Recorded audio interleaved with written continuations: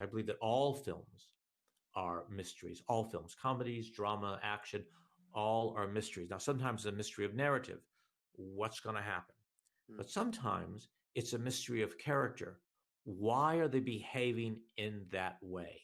If you see someone behaving eccentrically at the beginning of a film, particularly if they've been on camera by themselves, then you're saying, okay, I care about this character, but they're behaving oddly. I wonder why.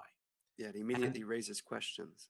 Exactly. The minute you're raising questions and you've got the audience engaged, they're going to keep watching to find out why the person's behaved that way. I mentioned Mike Leigh earlier. Look at the beginning of a marvelous film called Happy Go Lucky with Sally Hawkins.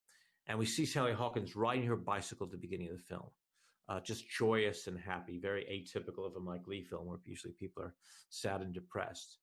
And she walks into a bookstore and behaves in the odd. Now, right away, she's been on screen by herself, and she's behaved eccentrically. And she has a certain amount of charm and humanity as well, because we see her as vulnerable and insecure. She's the guy in the bookstore isn't answering her, and she's obviously feeling very, very uncomfortable. So we have vulnerability, we have screen time by herself, and we have eccentricity. Right away, we're engaged. We want to know who she is. We're going to keep watching, and we care about her. That's a good opening for a movie. A lot of people like to do cold opens where a big chase scene or explosion. That can work too if a character's at risk, because again, we're seeing them as vulnerable and we share that vulnerability because we're living in fear all the time.